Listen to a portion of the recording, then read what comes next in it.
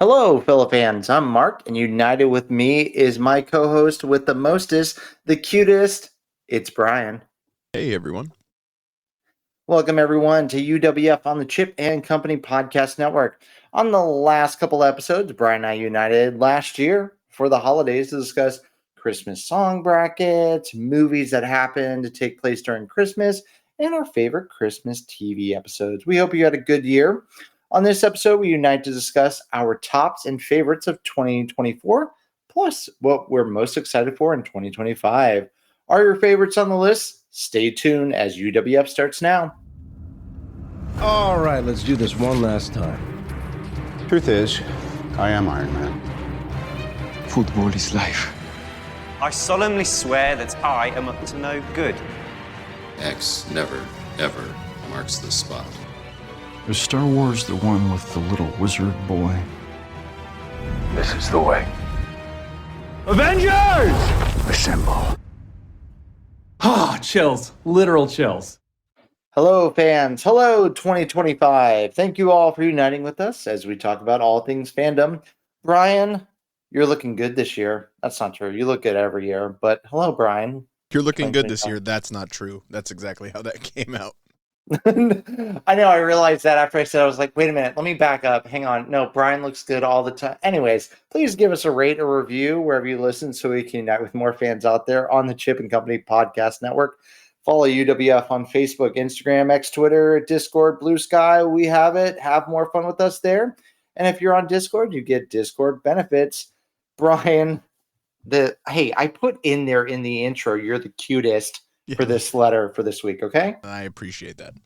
Okay, the face of the show. All right, we already had a couple of requests for merchandise, and I know it's all to have your face on the shirts. So, anyways.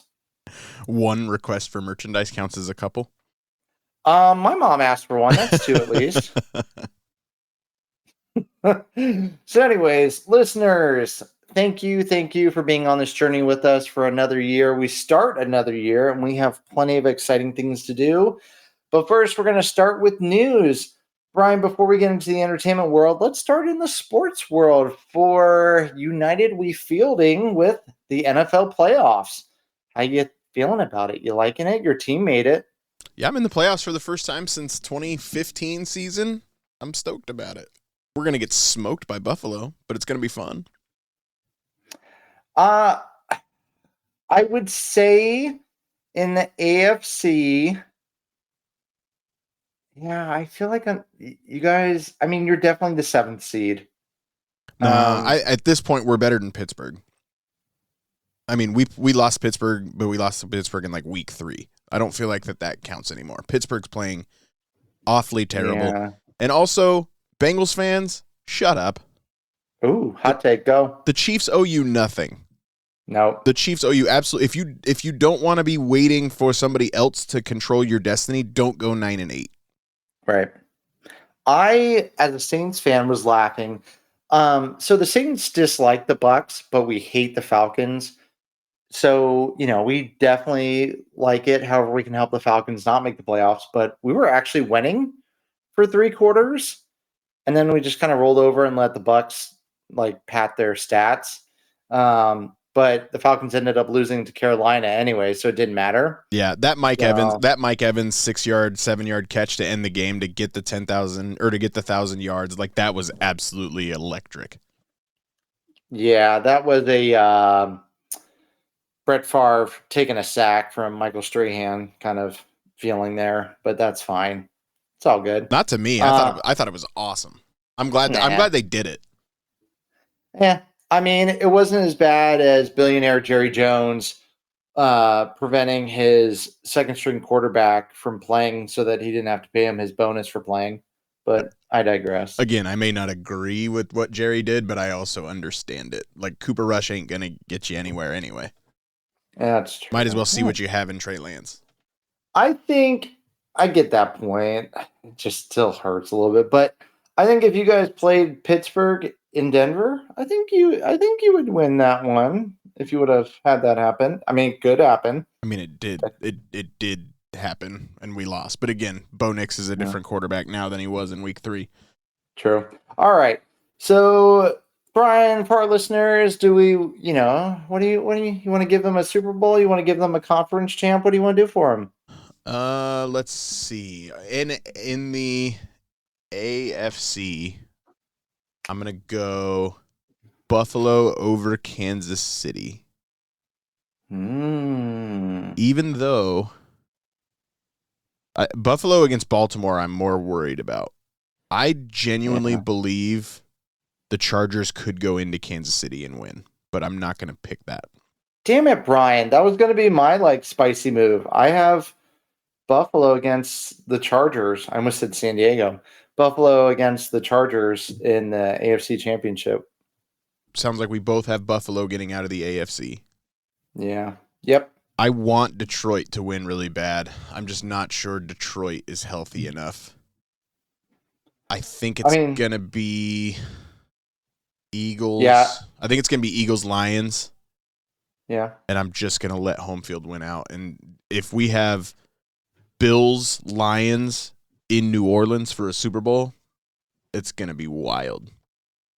I will be very happy with Bills Lions in the Super Bowl. Also, shout out to New Orleans being born there. Love you guys. I hope everyone is okay. If you listen from there, love you guys. Yeah, I got the Lions. They could have used another week off, but they had to win. That's crazy that the Vikings dropped down to 5th seed. I think the Eagles are getting hot at the right time, but the Lions have just already had their formula worked out. So it's going to be Lions, Bills, Super Bowl. Lions at home means a lot. We saw that with the Vikings game this week. I am picking the Vikings to lose to the Rams. I understand they're 14-3. I think the Rams are going to beat them. I think the Vikings they've just been playing with house money, and I think their luck runs out. I think the Rams win. I agree with you. Looking at it, I got the Rams, Bucks, and Eagles winning the first round in the NFC. Bucks Commanders could be fun, or it could be an absolute disaster. I think it's going to be very boring. I hope it's fun. Jaden Daniels is fun. Baker Mayfield's fun. I don't think it's going to be boring at all. I think it's going to be I'm going to go Bucks over Commanders 38-34. I'm going Bucks over Commanders 17-13. Yeah, I don't think either team has much of a defense. So Eagles Lions, I'm going to pick the Lions just out of willing it to happen.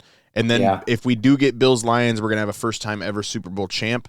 Yep. I think at that point, I don't know if Josh Allen can be denied. I also don't know if Dan Campbell can be denied. So it'd be fun. Yeah, I love both storylines. I'm going to will it to happen that these two go. And I'm sticking with my upset of the Chargers, and I'm hoping for the Bills to win.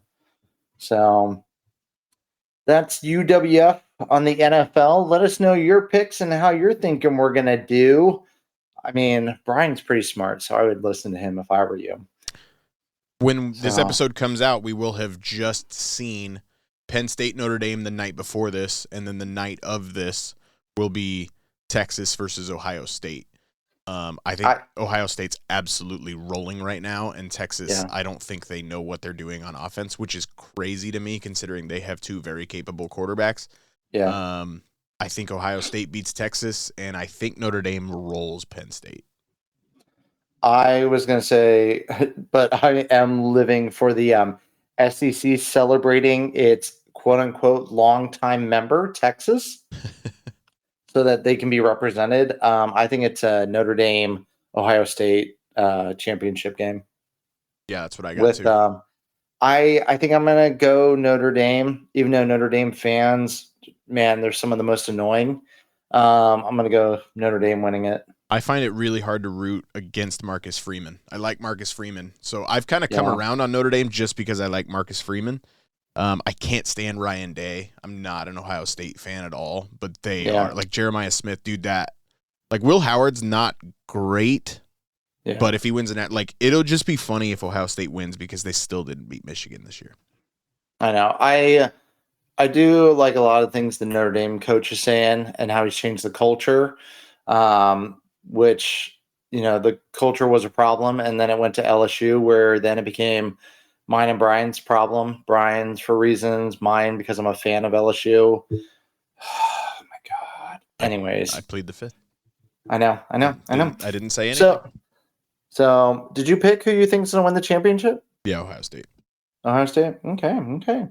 Let us know, fans. We're going to move over to the entertainment world now. The Golden Globes happen. Did anyone actually care? Did anyone actually watch? We're here for all fans, so I don't want to be too negative. I guess I'm just a little bitter that being a big movie fan, it's a rare year where I just don't really care how things are trending, and just nothing excites me. So, Brian, you got the list of winners. We are going to go through this quickly and just see if anything made us happy, surprised us, disappointed us. Yeah. I guess I'll just say to the Golden Globes, I'm not mad. I'm just disappointed. I mean, it's a gamble every time doing the Golden Globes the night of Week 18, right? Like sometimes the football game is an absolute dud, and then sometimes it's 14-2 versus 14-2 Lions and Vikings, and nobody watched the Golden Globes. No.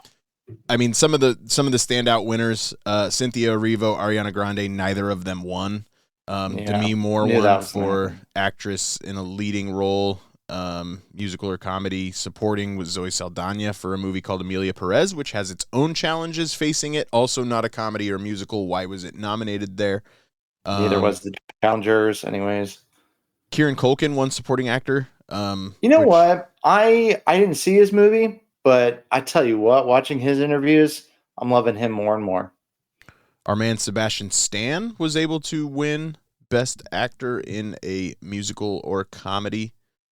Yep. For a movie called A Different Man. I've seen previews. I have not seen much of the movie. Shogun cleaned up, so that was good. It won best drama. Ted Danson won the Carol Burnett Award, so that's exciting.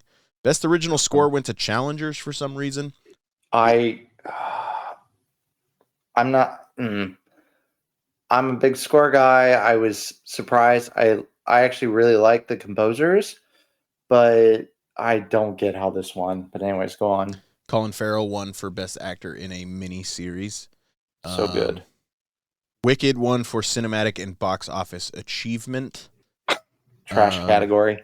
It is just a category just to say, okay, fine, you guys like it here. Hacks won for Best Comedy TV Show. I have not watched Hacks. I want to. Everybody I know that watches it says it's great. The only reason I haven't seen it, the only reason I was happy about that is the bear didn't win, which is not a comedy. And I hate that I've become a person who wants the bear to lose because it's in the wrong category. The entire wrong category was musical or comedy and movies too, except for Wicked. It was nominated in the right category. I just don't understand why musical and comedy are the same category. That doesn't make sense to me either. Jeremy Allen White. There's just not that many comedies anymore.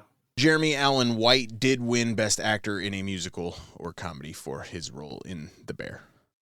News on Jeremy Allen White: he's going to portray the son of Jabba the Hutt in the new The Mandalorian and Grogu film. So, hands, I need hands. Coming from a Hutt is going to be very funny. We're such nerds. I thought you were going to say how he's in an upcoming movie about Bruce Springsteen, but you went Jabba the Hutt's son. Yeah, heck yeah. Those are all the big ones. Shogun had a great night, and rightfully so. Everything else doesn't make a lot of sense, and I think that's a glimpse into the future of the Oscars. Yep. I think it's going to be a very poorly viewed and received Oscar year. AMC. Glimpse into the future of this particular episode. We had a hard time coming up with our 5th favorite movie of the year. So, no. Brian and I are available A-list if you would like to invite us to screeners and reviewings. Did I just make up a word? I don't care. So that way we can actually see all the movies. Brian, speaking of movies, we've been gone a while. I saw a couple of movies recently. I'm going to do some quick reviews. First off, I watched Hawkeye a lot this holiday season, and I know we did a Rushmore of MCU shows. Hawkeye is definitely on my Rushmore, and I love it more and more. So, If you like Kate Bishop, did you watch What If? Season 3?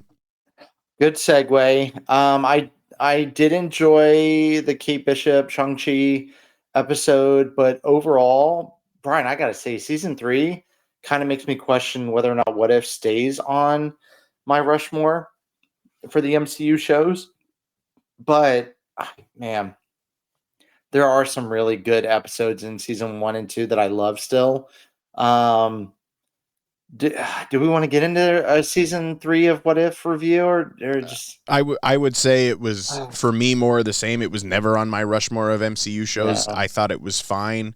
I thought season 3 had some fun ideas, but again, ultimately, I questioned the need for the show and lack of interconnected storytelling. But the Shang-Chi Kate Bishop episode, like, each episode on their own is fun, but in the grander scheme, why exist? And maybe that's what people say about my daily life. In the grander scheme, why exist? Stop that. I was really excited for the Winter Soldier Red Guardian, and they made the Red Guardian so annoying. I Anyways, love him so much. I was like, right, we get it. Like, stop with the one joke. So, anyways, that's What If season 3. Who knows if we do an episode on it? I know we did a review of the previous seasons, but yeah, speaking, I'm good. Let's just let that stand. Yeah. Chris Evans, he is a Marvel guy. He was in the newest Christmas big tentpole movie, Red One, with Dwayne The Rock Johnson, J.K. Simmons, who's also in the Marvel world. Brian, I liked it. I liked Red One. It sucks. How did you like it? I tell you what, like, here's the thing. I watched it on Amazon. I didn't go to the theater. Oh, I went to Amazon. I dug that it had some world building aspects, kind of like Rise of the Guardians. Was it very predictable? Yes. But I actually dug it. I had fun. But it was definitely a streaming movie. I'm glad I didn't go see it in theaters. I will gladly say I enjoyed it. Good. I mean, good on you. I thought it was terrible. 3 weeks after Christmas, who doesn't want Christmas movie recommendations? Yeah, 90% audience score for Red One, so you're not alone. Oh, really? I thought I was going to be the minority. Oh, okay. Critics is like 30%. Audience is 90. Oh, yeah. So Brian's a movie critic on this one. Apparently. Watch 8-Bit Christmas on Max, or hold this particular recommendation for another 12 months. Yeah. Dude, that movie's incredible. It's incredible. You don't know it. You don't know it's incredible. Yeah, you don't know it's incredible until the end. Like, yeah. But it was great. I watched that. I don't know why I had never seen it. Anyway, Red One. Mark likes it. I don't. Yep. 8-Bit though. We both like that one. So good. 8-Bit Christmas. We mentioned it, or I mentioned it earlier. I watched Challengers. Good movie. Well acted. I thought the directing scenes for making tennis interesting was good. I don't think it is award worthy. Like, I'm getting a lot of heavy Best Picture, acting, and all that. I definitely would put other performances and films higher than it. It is a solid movie. Yeah. So I think my favorite tennis movie is still Wimbledon, the rom-com. So yeah. No, my favorite tennis movie is, I can't remember the name of it, but I will tell you in just a second. Why do I feel like you're going to pull out something? Like 7 Days in Hell, a mockumentary expose with Andy Samberg and Kit Harington on Max, and it is hilarious. Would you have counted a ping pong movie, Balls of Fury, in this? Or Sure. I don't think I would put it at the top of my list still. But yes, Challengers, Brian, are you going to be checking it out anytime soon? No real interest. Okay. Let's see. Another Oscar darling is A Complete Unknown with Timothy Chalamet playing Bobby Dylan. I'm not a Do big his Bob. friends call him Bobby? I'm gonna call him Bobby. It's younger him, so he's still chill. Bobby Dylan. I'm not a big Bob Dylan fan, to the surprise of Brian, but went and saw the movie. Really good movie. Really well acted. From the director of Ford v Ferrari, which I love, Indiana Jones and the Dial of Destiny, Walk the Line. Logan? Logan, yes, thank you. Really, really good movie. But here's what I'll say. When you went and saw Rocket Man, Ray, and Walk the Line, you lost the actors into that historical music figure. Timothy Chalamet, at times, he disappeared a little bit, but other times just it was Timothy Chalamet. So that kind of held things back a little bit. I know, Brian, I know. Who's that gentleman? Timothy Chalamet. City councilman? You don't know him? Never met him. He looks like he could use a swift punch in the face, though. So, but really good movie. Go check it out, even if you're not a Bob Dylan fan. It delves into a couple of years of his life. So I think it's really good. Brian, you going to give it a chance? No. Are you not giving it a chance because of Bob Dylan or because of the main star? Yes. Okay. So next up, I got Nosferatu.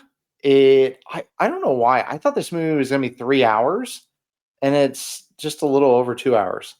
So I don't know where I got that it was a 3-hour horror movie, but I was ready for it. Highly recommend this movie. Highly recommend.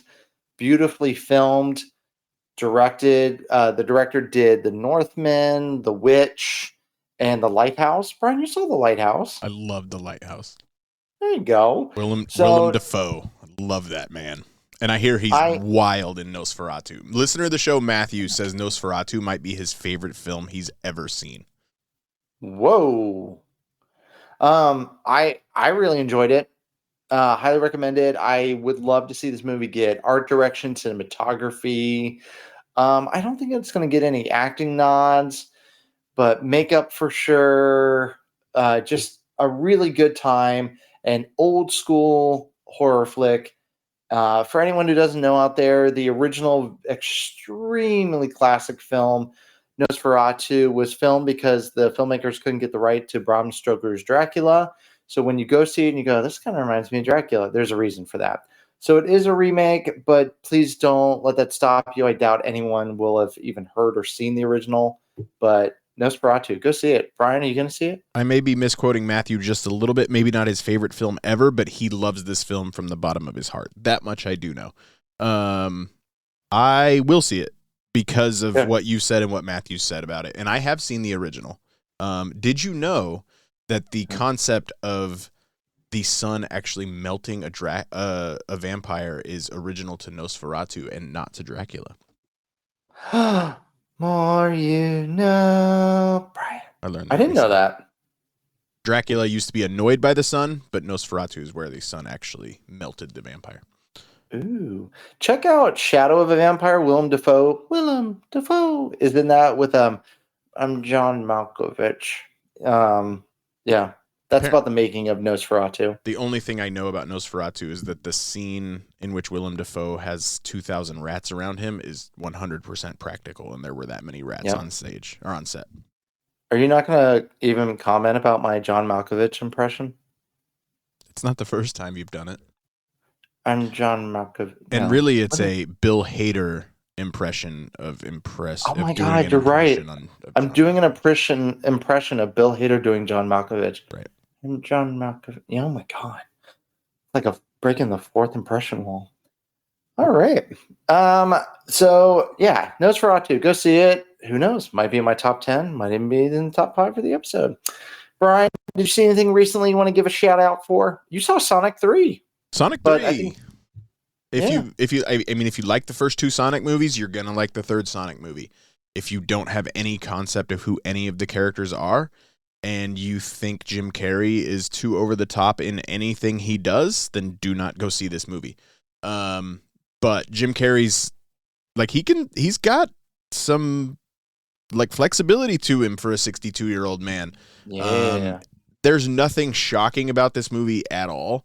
It's just more of the same. But if you like the two Sonic movies, like, and you thought Knuckles on Paramount was fine, like I did, like I think you're going to like Sonic 3. There's nothing about it that's great, but everything about it is good.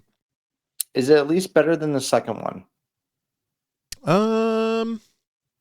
I think. Oh my god, I have a low opinion of the second one. I like the second one. There's too many stupid side storylines that. Well, yeah, but I mean, there's less side quests in this movie, but Okay. like Shadow's, like Keanu Reeves is good as Shadow, like, but I mean, no, it's more of the same, dude. Like Sonic 1, Sonic 2, Sonic 3, you couldn't, unless, I mean, that's the beauty of inserting these new characters into each film, because that's the only way I can keep the film straight. That's right. I will be seeing Sonic 3 at some point this week. Follow us on Discord if you want up-to-date movie and TV show reviews. We post on there, and it's another benefit. And on Instagram. My thoughts of Sonic can be summed up by Ronald's thoughts of it on Jury Duty, where he thought Sonic was actually pretty good, and James Marsden wanted $1. Oh, did you buy the DVD? Oh, no. It was on Hulu. It was on Hulu. Yes, that is right. Bryan saw Sonic 3 before Mufasa, and I'm going to be doing the same thing. And I did do a happy dance that Sonic 3 took down The Lion King. Yeah, that's kind of, I mean, sucks for Disney. At least Disney had a good year otherwise. I was about to say, they did just fine. I still haven't seen Mufasa. I don't really have any interest in it. No. Did your kids like Sonic 3? Of course they did, yeah. My kids are not deciphering enough to really say. I mean, my kids like Despicable Me 4. My kids like anything. Raised right.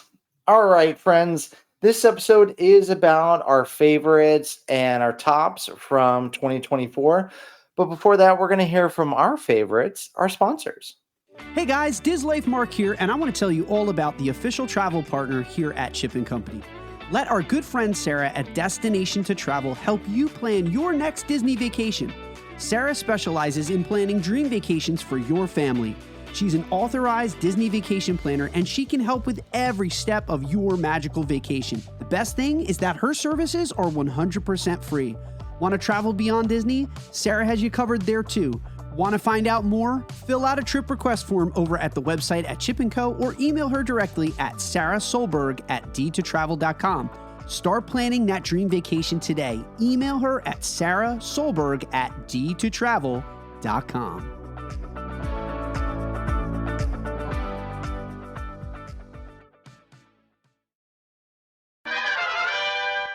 Welcome back, listeners. Thank you, sponsors, again for being with us.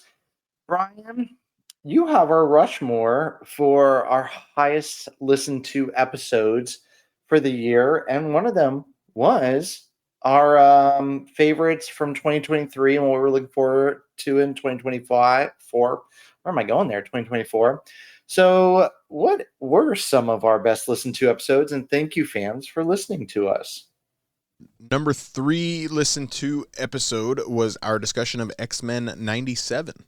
Spoiler discussion. Mark Valentine was able to join us for that. I think it got Marvel Animation off to a stellar start. At the official Marvel Animation, of course, Marvel Animation did What If first and doesn't exist without What If, but their first official show was X-Men 97. I think it's great. And that was a good episode. I was pretty proud of that episode. Our number 2 listened to episode for the year was our Glicked non-spoiler discussion, which was totally on you because I had not seen either film at the time. But it was also films that shared release dates, aka Barbenheimer, stuff like that. And far and away, our number 1 most listened to episode was actually the New Year's countdown from 2022 or 2023 into 2024. So the similar concept as to what we're doing today. Yes, listeners, we can't thank you enough. Thank you for uniting with us. Bryan, we're all about Rushmores. What was your Rushmore favorite episodes that we did in 2024? I'm fairly predictable when it comes to this, right? I think our 4-part episode of the most epic movie themes is going to be on there. I think that those are really fun. I like those competition ones, and movie themes are fun. In the same vein, we did best TV show theme songs. Thought that one was a lot of fun. Let's see, what other good ones did we do? Our X-Men 97 one, I think, is actually really good. I like that a lot. I liked our series. We wrapped up our series of the best year in movies this year. That one was good. I think I'll stick with, and then I'll go with our college football preview. I thought that episode was fun where we talked about college football movies as well as everything else. I thought that one was fun too. That one stood out for me. I feel like if this was a 90s TV show, this would be our clip episode where we played clips. For me, I went with the 2000 cinema episode. I mean, I like the whole series, but I really, really dug that one. The TV intro 80s and 90s had a lot of fun there. I enjoyed the back to school special episode. I don't know why. You guys, like behind the curtain, when we were thinking of titles for the episode, the back to school special, I just loved that title for it. Plus, we had fun guests. So, yeah, got everyone ready to go back to school. And then last but not least, I'm going to go Basically Haunted. We did a guest episode for Halloween with them. That was a lot of fun, nerding out, talking spooky stuff, and hearing about their show.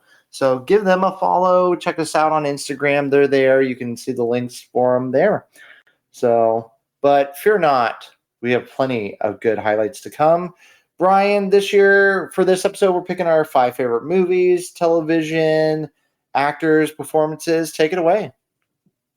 So if you've listened to our year-end ones in the past, this one's going to be more of the same. If it's a concept that works, if it ain't broke, don't fix it. Everybody liked it last year, so we're going to give our top 5 films, and in between kind of give top 5s of other stuff that happened on screen as well as stuff coming up to preview 2025. So best way to start, I think, is your number 5 film for the year, and I'm going to give you the choice. You can pick my number 5 because I'm down between 2. I'm down between Twisters and The Fall Guy. Twisters is in my top 10.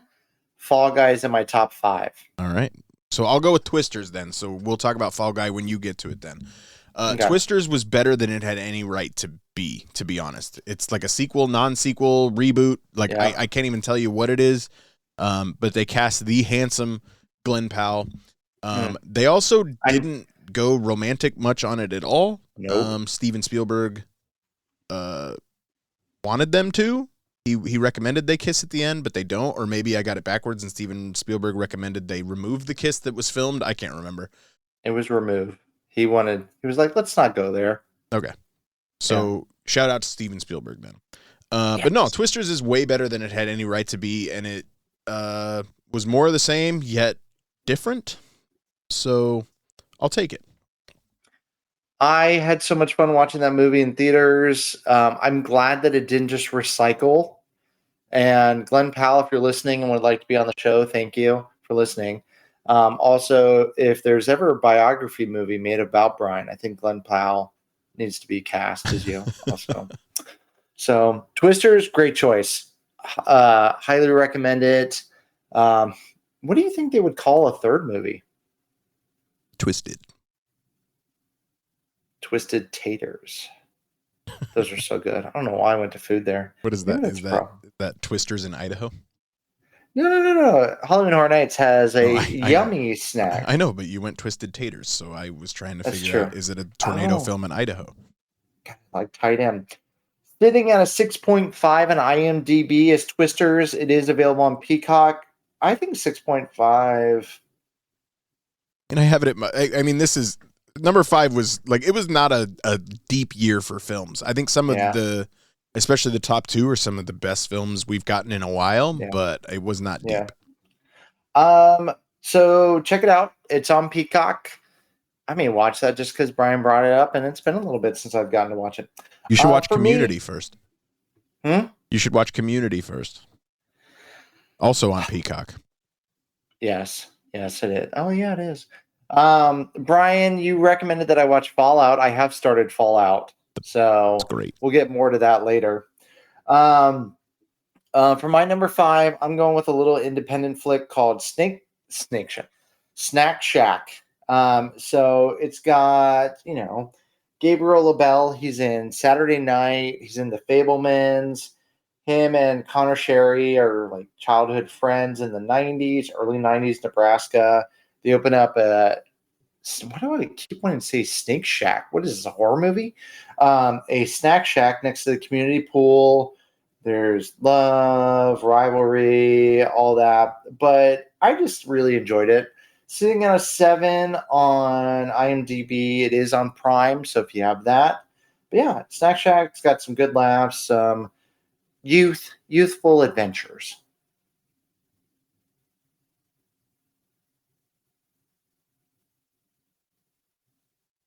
Sorry, I don't. You're okay. Think Do you can hear hear?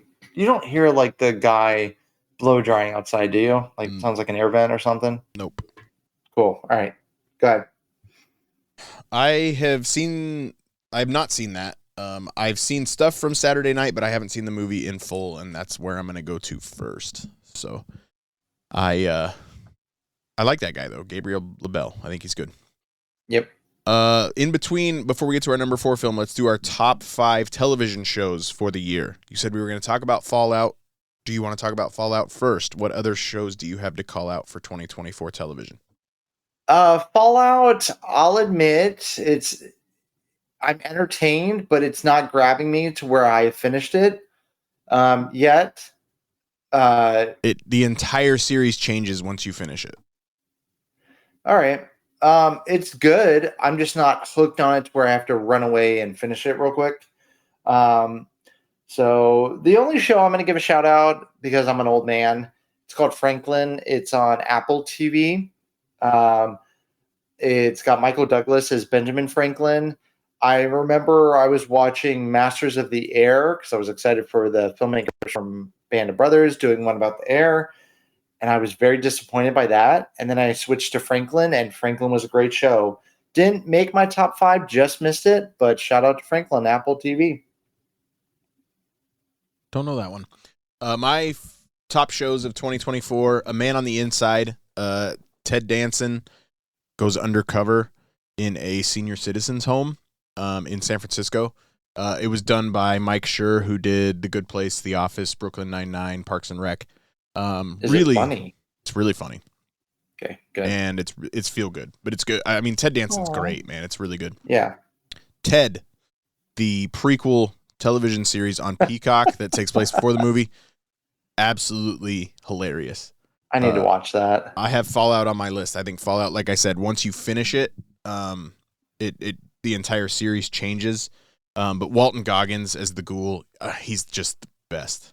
Absolutely love him. I think Agatha All Along was fantastic.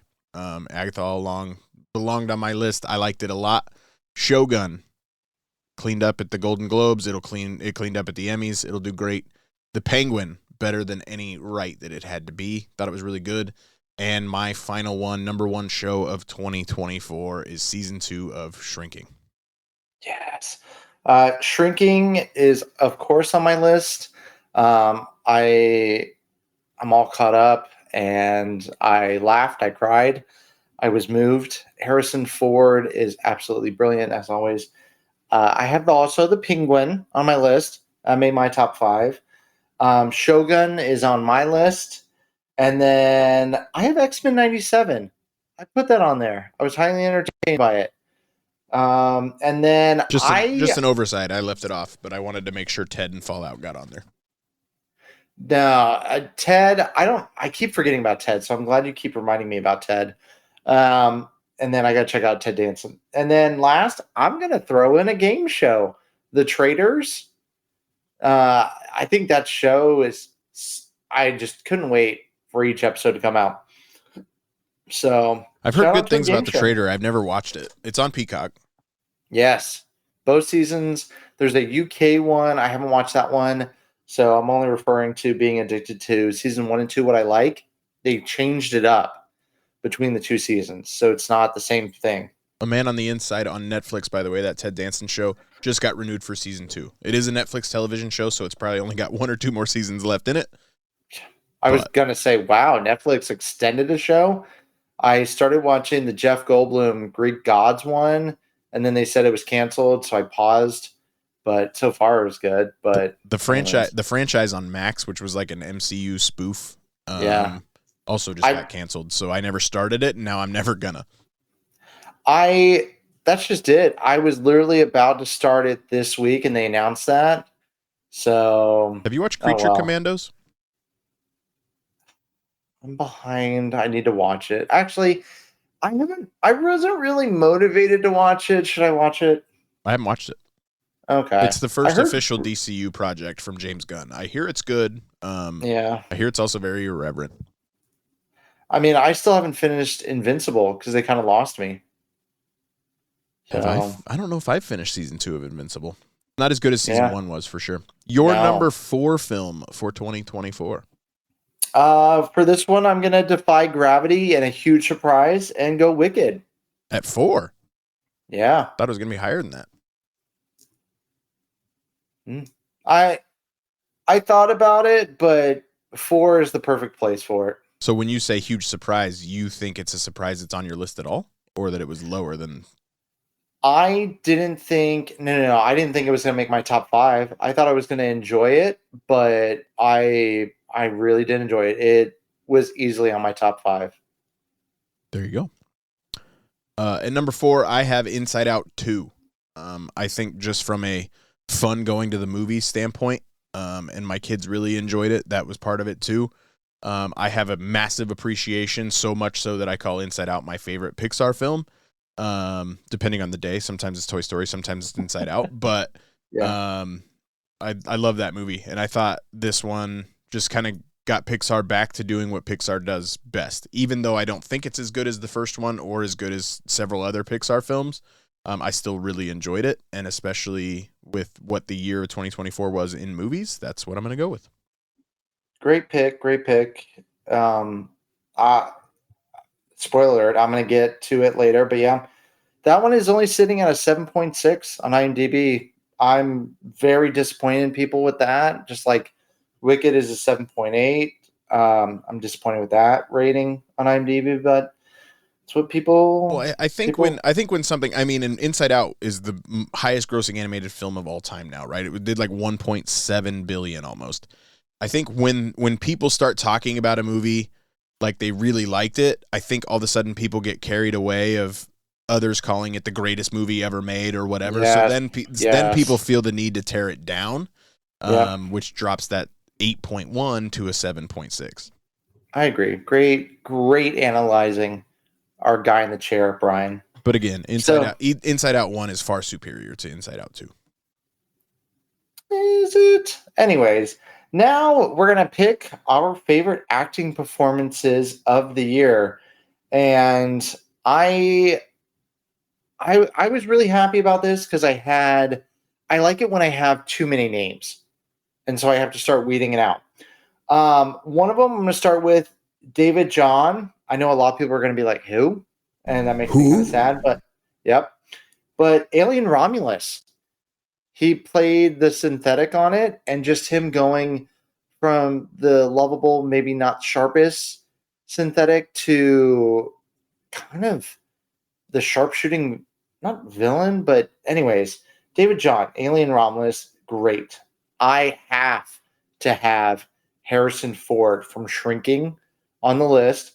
It is egregious that he has not won any awards for his performance in Shrinking, and even more upsetting that he hasn't gotten nominated as many times as he should have.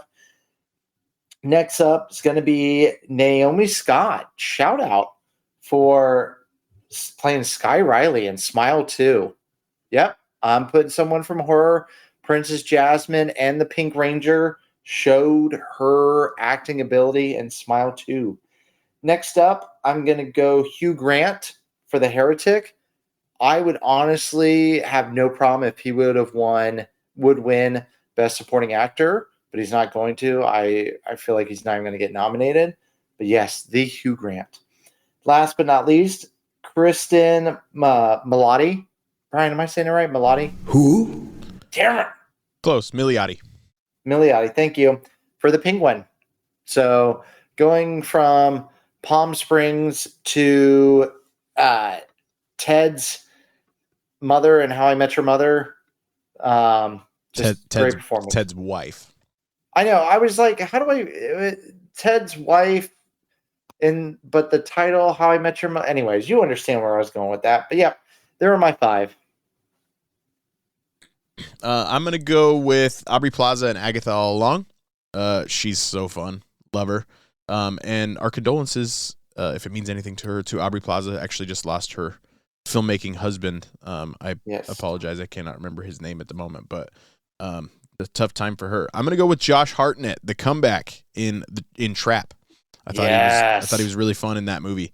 Bryan, yes. I will say nothing polite about the Acolyte except for Manny Jacinto in the Acolyte. He played the dark side, Darth Teeth, Dark Smilo Ren, whatever we want to call him. I thought he was good in that show. That show struggled on many levels, none of which had to do with him, in my opinion, other than they tried to play some trick on us with him. But whatever. Kristen Milioti from The Penguin, like you said. I have Cynthia Erivo and Ariana Grande in Wicked, both absolutely stellar performances. And Grande was number 6. I wanted to put her on there because I was one of the biggest doubters when she was cast, and she was perfect. I thought they were both absolutely great. And my last one, I'm going to stay in Shrinking. I knew you were going to call out Harrison Ford. I'm going to go with Ted McGinley, who plays Derek. We get a whole other side of Derek this season. It's more of the same, more spectacular one-liners, just a great character. But we got some emotional stuff from him this season, and he's just great. I like people. People like me. That's true. It's annoying. You want to go with me to get the mail? You want me to walk with you to the end of the driveway? And back. I haven't had shrimp this good since I was in Barcelona. Derek, absolutely not. That's how they say it. It's Taco Tuesday, and Alice is coming over. Am I invited? Yes, but don't come. Enjoy your rocks. Go get Paul a popsicle. One of my good ones? Fine. Stop peeing in the flowers. Oh, it's just a little tinkle. Oh, stop. She is beautiful. Derek, do you want to fuck that tree? I don't think it's legal. Please tell me that's not what's stopping you. Quickie later? You bet, baby. I will be lightning fast. Hey, Pam. Hey. No, there's no hey, Pam. We don't like Pam. Got it. Eat it, Pam. I like that guy. Brian, I would give you a rock if I made rocks, by the way. While Mark goes to look for a rock for me, let's take a moment to listen to our sponsors. Are you looking for a weekly dose of Disney magic and pop culture passion? Well, then tune in to the Chip and Company Podcast Network, where we have a show for everyone. Start your week off right with This Life Podcast every single Monday, hosted with Mark Valentine and Brian Lee. From planning your next trip to exploring theme parks, Mark and Brian are your ultimate guides to all things pop culture. Wednesday's gonna bring you Mom Street USA with Jackie, the perfect show for parents and Disney lovers alike. Need help planning a stress-free Disney vacation with your family? Jackie's got you covered. It's Disney Travel Talk with Heart and Smarts. On Thursdays, it's time to geek out with We Like Theme Parks. Join Bondo, Tinker J, and Miriam for hilarious hot takes on your favorite parks, attractions, and snacks. Whether you're a Disney diehard or a casual fan, this trio is going to keep you laughing all the way to your next visit. And don't miss out on Fridays with United We Fan. Mark Adams and Brian Lee celebrate fandoms of every kind. From superheroes to sitcom, Star Wars to Stranger Things, whatever you're into, they've got it covered. That's 4 amazing podcasts every single week on the Chip and Company Podcast Network, your destination for all things Disney, fandom, and fun. So subscribe now and never miss a moment of the magic. The magic is just the play button away. And now back to your regularly scheduled program. Welcome back. Let's continue. We've got 3 films left and 2 one-off topics left. But let's go. I'll go first. I think you went first for number 4. I'll go first. Number 3 film. Who goes first? You go. You talk first. I talk first. The number 3 film for me in 2024, animated again. I'm going with Transformers 1. I love this pick. I love that movie. Like, as a Transformers nerd, like, the live action universe has gone a little too far for me. This one got us back to what the Transformers are supposed to be. And man, it was so much fun. I was worried when it was like, we're going to tell the backstory of like who Bumblebee is before Bumblebee and D16 being Megatron, like all that. They pull off the story great. Chris Hemsworth as Optimus Prime was actually not that distracting as I thought it might be. I thought Transformers 1, dude, that was my favorite. That was my favorite animated movie of the year. I love that pick so much. I actually have it on my most underrated movies. So, yeah, I great pick. Sitting at a 7.6 on IMDb. So, people enjoy it. I think it's one of those things people go watch it. I saw one guy compare a villain rising story with Mufasa and Scar, and this one Transformers 1 with not Decepticon. Why can't Megatron? And just talking about how Transformers 1 did a better villain origin story. I agree. And the animation is beautiful.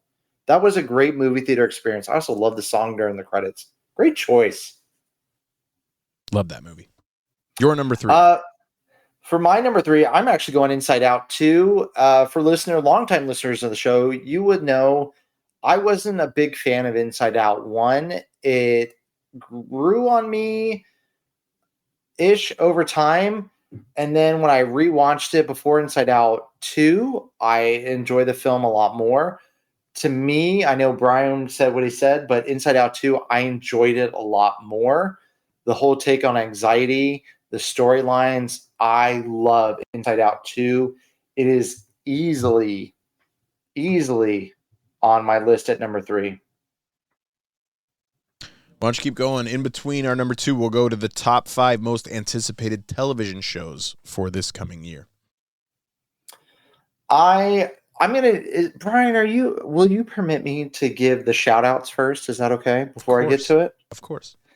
I'm gonna shout out Jack Reacher. We're getting another season. Should be the final season, I believe. Oh, you're right. Good call. On Amazon. And then I just learned about a show recently called The Pit with Noah Wiley, and it's from a lot of the same producers who did ER. And it's described as 24 meets ER, where each episode's an hour of the shift. So it's called The Pit. It's going to be on Max. That had to be sold there. Also on Max, it's going to be It Welcomes to Derry. So it's a prequel to It. And they got Skarsgård to be in it as Pennywise. So hooked on that. And then last shout out, Alien Earth. So it's, I think one summary I read, it's essentially aliens, but on Earth. So very action, military. So good for the comeback.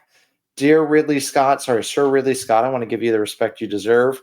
You came out with a quote saying, I think people want to see me finish Prometheus as opposed to a sequel to Alien Romulus. And I'm here to tell you, no, stop it.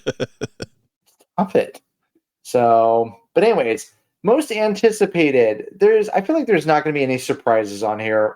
For me, Daredevil. I can't wait for Daredevil.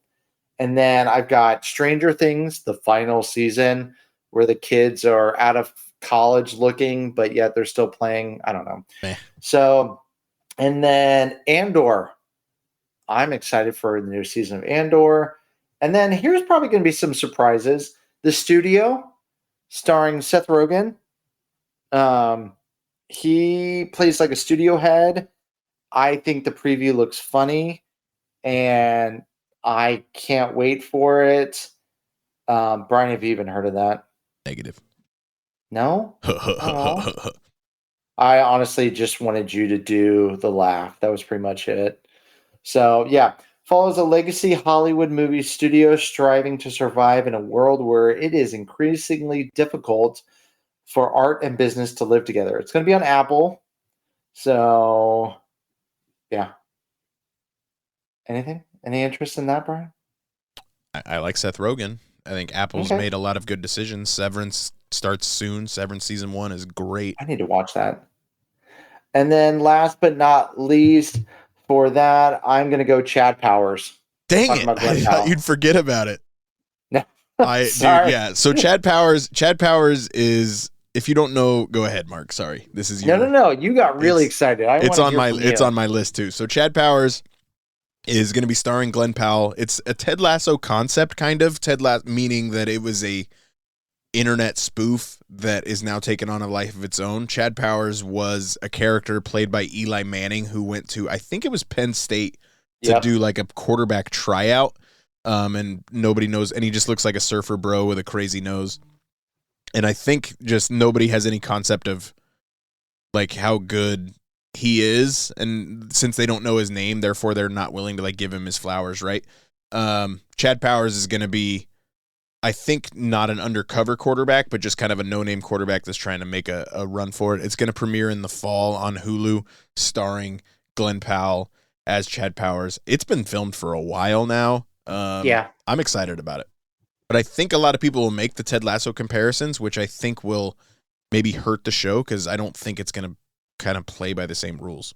Yeah, a disgraced college quarterback named Russ Holiday disguises himself as Chad Powers and walks onto a struggling Southern football team to revive his football career. So Steve Zahn's in it? What?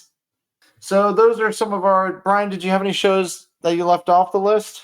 You hit Andor, Stranger Things. I have Wednesday season 2 that should be coming this year. Oh, yeah. I thought Wednesday was good, and then for me, I have The Last of Us season 2. I hope they go away from the video game from one particular aspect, just because no spoilers. Yeah, no spoilers. I mean, I haven't played the game. I'm not going to play it, so I don't really care. But yeah, we'll see when the show comes if it does or not, and then Brian can talk to us. You might care if I told you. All right, we'll do that in the privacy. So next up is number 2. So my number 2 movie is going to be, drum roll, Deadpool and Wolverine. So I think, Brian, that gives away what my number 1 movie is. Honestly, I went back and forth on which one is 1 and 2. You could, for me, I could, depending on the day, even flip-flop it. But yes, Deadpool and Wolverine, watched it many times, home, theaters, with Bryan. We had a cute little UWF date to see it. Saw it on the cruise ship, which was a great experience to see people of all different movie-going backgrounds seeing it and laughing. Highly entertained by Deadpool and Wolverine. Yeah, I don't really have a number 2. I kind of have a 1A and a 1B. But I have Deadpool and Wolverine here at number 2 as well. Just from I don't care much about the Fox X-Men universe at all, but for people that really do, like yourself, Mark, it was kind of the Avengers Endgame there. Just from a surprise standpoint, what they were able to pull off, the jokes that they were able to tell and let Marvel and Disney get away with it. I mean, that movie's a blast, and Hugh Jackman's going to be doing it till he's 90. Till you're 90. Before we get to our number 1 film, you said you think yours is spoiled. Mine's probably spoiled as well, but that's fine. Let's give our most anticipated movies for this upcoming year. I feel like my list is, kind of boring. So I also definitely want to do my shout outs because maybe that will spice it up a little bit. But my most anticipated, I don't care. Superman, Captain America, Brave New World, Fantastic Four, Mission Impossible. But the one I'm going to give a surprise shout out will probably is for the Ryan Coogler, Michael B. Jordan vampire movie called Sinners. I think that one looks really good. Trailers are crazy. Yeah. Shout out for Wake Up Dead Man, the 3rd movie, and Knives Out. Shout out to the Michael Jackson biography. Curious to see how that turns out. Wicked Part 2, Avatar, the 3rd, Ballerina, the spinoff of John Wick, looks like it's going to be good. And then Edgar Wright, my 4th favorite director, is doing a remake of The Running Man with Glenn Powell. So excited for that. Man, we got a lot of Glenn Powell in this episode. Yeah, for the most part, you hit all the ones I had written down. Captain America on Valentine's Day. Mickey 17, starring Robert Pattinson. I can't even figure out exactly what's going on, but it looks fun. His voice, I love it. It's crazy.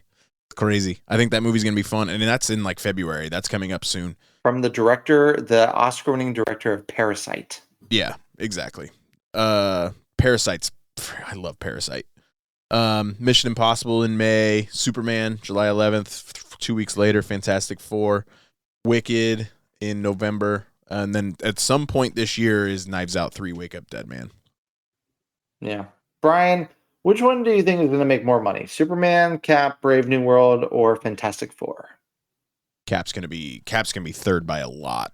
I think Fantastic Four ends up winning the revenue battle.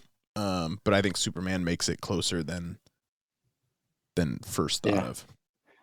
I think you're right, because I think Fantastic Four is also going to bring a lot more families to the movie. Correct. So I think Superman's going to be great. I think that's going to get a huge opening, and then I think you haven't gotten to talk about the Superman trailer. Are you excited? I loved that trailer. Who's a good boy? Who's a good boy? Yeah, I loved it. I'm enjoying all the memes of the different directors. If they had directed it with crypto and how it would have looked. And of course, Zack Snyder's dog is a darker color with a machine gun. And Jack. Yeah. Superman, I think, is going to catch on. I think families will be more inclined to go see it. I love the red trunks. I'm glad they went with it. I think Cap Brave New World is going to be a really good movie, but Fantastic Four and Superman are going to be fresher. I'm super worried about Captain America 4. Like, straight up just worried. I'm afraid it's going to struggle for the same reasons that Captain America and the Winter Soldier, or Falcon and the Winter Soldier struggled. I know you love Falcon and the Winter Soldier. I still have some challenges with it. I don't know. I'm excited about Giancarlo Esposito. But I also, whenever we've talked about it, I said, I get it. Captain America and the Winter Soldier has story and pacing issues, but I love it because I love the characters. But believe me, I get the complaints with that show. I'm worried it struggles, and then people are going to say the MCU is dead. And then the MCU will come back when Fantastic Four comes out. I think we're going to get our first glimpses to Robert Downey Jr. as Dr. Doom, even if just in a post-credit scene. I think that alone is going to bring in $100 million. So I just think the anticipation for Fantastic Four, it's a powerhouse cast. I think it's going to do really well. And I think it's just going to have more legs than Superman just because Fantastic Four comes out 2 weeks after Superman, which will cut its legs out from under it. Yep. I also just need post-credit scenes to matter again with the MCU. They're trying. Whatever you guys do. So those are our most anticipated movies. Of course, let us know in Discord and social media what we're leaving out that you're most excited for next year. And yeah. So our number one movie, Brian, I mean, you can guess what. You don't even have to guess. You already know. What is my number one movie? I don't know if I do. Is it Nosferatu? No. What is it? It's The Fall Guy. Oh, yeah, duh. You said it was on there. That's your number one film of the year? Yeah. Sitting at 6.9, 69 on IMDb. Highly disappointed. Nice. I loved seeing that movie in theaters. I was smiling. I had fun. Great cover of a Kiss song. The acting performances were great. This is going to be one of those movies when people go, movies that bombed that you wish would have succeeded so it could have gotten a sequel. This one. It's also another example of why there needs to be a stunt Oscar. Anyways, yeah. Yeah, maybe it's just I don't love Ryan Gosling. How dare you? That might be what stops me. I don't know. Like I thought it was good. I'm surprised you have it at number one, even though you did tell me it was on there. You're the Ryan Gosling of this show, and you don't like him. I'm an absolute liability at cornerback. Yeah. Oh, God. What's my number one film? I have no idea. You threw me off with Transformers 1 being on the list, and then I thought Deadpool and Wolverine was going to be your number one, but you had that at number 2.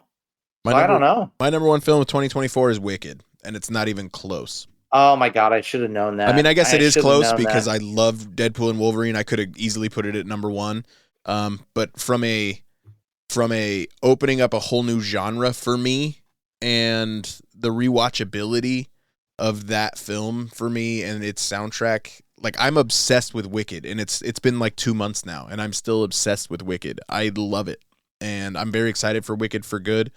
I'm familiar with the second half of the soundtrack, but I'm debating on whether or not I want to become really familiar with the second half of the soundtrack before the next movie, or if I should just wait. Wait. I like, and part of it is it's on in my house constantly. My 7-year-old daughter is completely obsessed with it, and the rest of my girls also love it. My wife likes it. Like, it's on all the time somewhere. And now that it's available at home, the movie's on all the time. I think Wicked's spectacular. And it's also it's woken people up to particularly The Greatest Showman, or maybe that's just my TikTok algorithm, but people are like revisiting The Greatest Showman now, especially now that it's making its debut on Broadway this year. But I think Wicked. Go ahead. Speaking of Broadway, shout out to Back to the Future, the musical. Brian and I have both seen it. It took its final curtain bow. Yeah. It's moving to Royal Caribbean. If you want to see it, you can catch it on one of the Royal Caribbean ships. I think the Star of the Seas that opens that sets sail this summer. Well, I mean, the controversy with it is not all touring productions will have the big surprise at the end. So, anyways. Yeah, that'd be a problem. I would have left the show lacking without it. But yeah, I'm going to stick with Wicked. I think from a lasting impact on my family, myself, it's going to have the most lasting impact, even more than Deadpool and Wolverine. Nice. Fan and previous guest of the show, Patrick, who did our Broadway episode, mentioned to me that he was very happy that you enjoyed Wicked so much and really hopes to revisit the Broadway episode with you since I mentioned him that you've seen more shows. I'm going to see Anne Juliet next weekend. Listeners, scandal. All right. So let us know if you would like Brian and I to revisit the Great White Way of Broadway. I'm going to get him. I'm going to get him this year, everyone. We're going to do it. We're going to do a follow-up.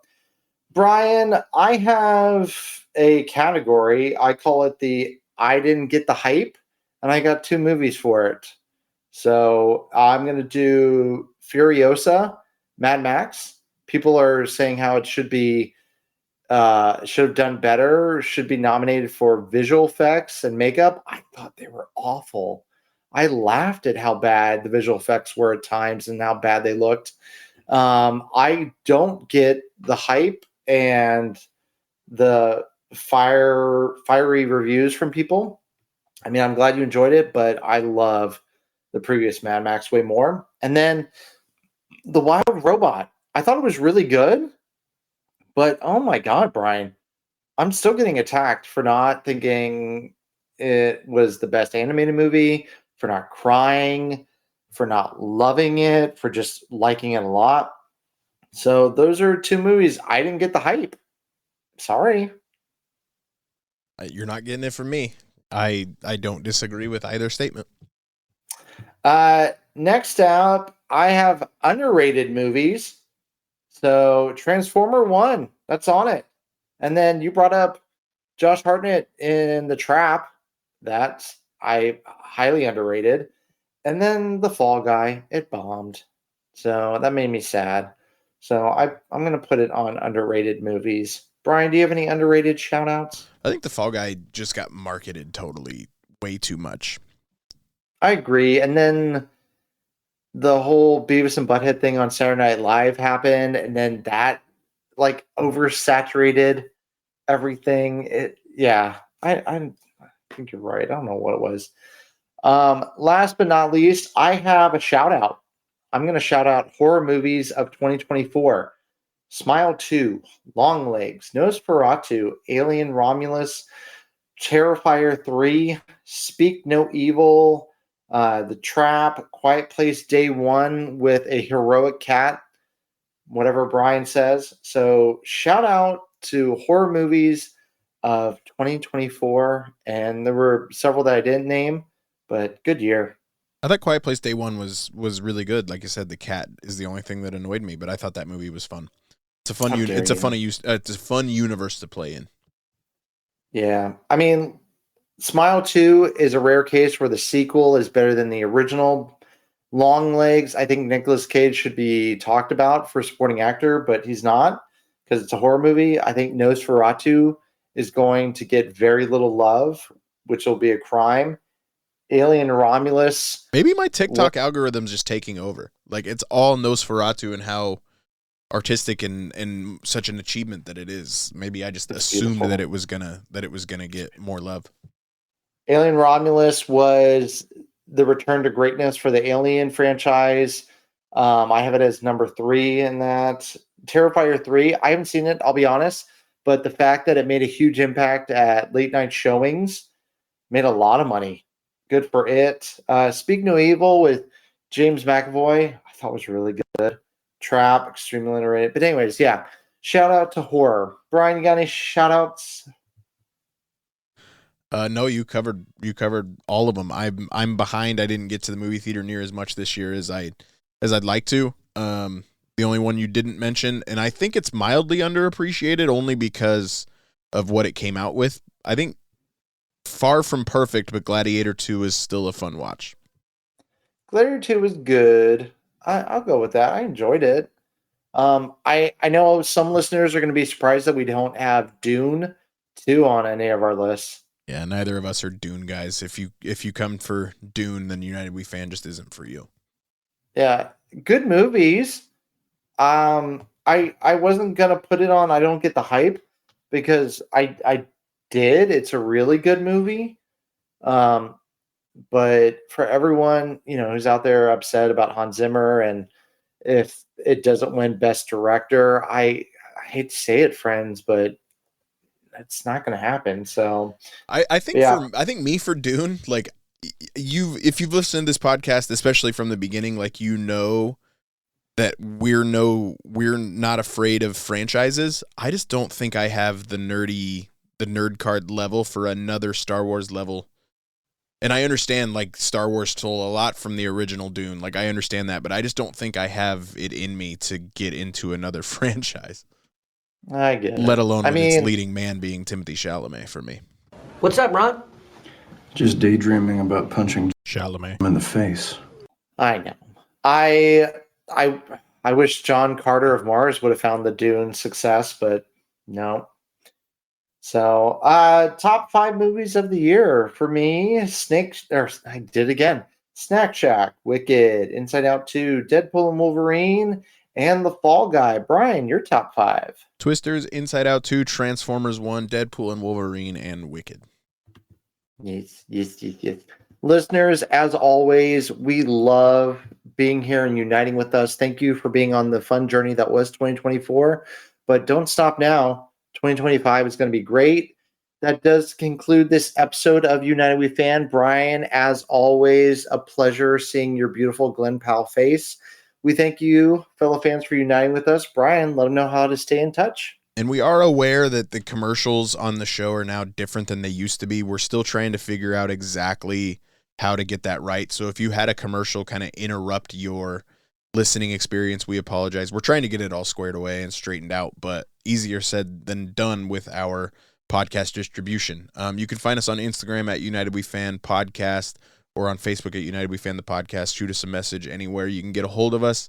You can, and we'll send you that link over to the Discord and go from there. Yes. Discord benefits include having fun conversations daily with the hosts and fellow fans. You can argue with me about how much Skeleton Crew is terrible. Or you can join Team Mark and discuss how fun Skeleton Crew is. It's awful. You can be guest hosts on the show. You can help us with fun topics, and we will give you shout outs because we love our fans. Thank you again and listen to us wherever you check out your podcast. Till we unite again, fans, have a wonderful 2025, and we look forward to entertaining you for another year. I regret nothing. The end. Diz Life Podcast is brought to you by the Happiness is Addictive collection. Happiness is Addictive is passionate about spreading laughter and creating smiles worldwide. They love bringing their global community together through optimism, cheer, hopefulness, merriment, and celebrating life's magical moments. They know how important it is to celebrate life's adventures, and their apparel will give you everlasting, one-of-a-kind memories through pixie-dusted family photos, compliments from park guests, and magical moments with cast members. They pride themselves on high-quality, custom-made apparel at competitive prices with world-class service. Let them help you create a lifetime of memories, whether you're Disney bounding, kicking it poolside, participating in Run Disney marathons, having costumed adventures, or just living your best Disney life. You can find their Happiness is Addictive shop on Etsy. You can also find them on Instagram, Facebook, TikTok, Twitter, and Pinterest. They are proud to be featured in Indy Central Florida, the Thoughtful Gift Club, and now here on Diz Life Podcast. Their collection was founded by a 15-year former cast member who knows how to enhance your magical moments for a lifetime of memories with your family. Don't forget to use promo code DizLife15 to take an extra 15% off. What are you waiting for? Head over to Etsy and start getting happy today. Follow the link in our show notes and you'll find out for yourself that happiness is addictive.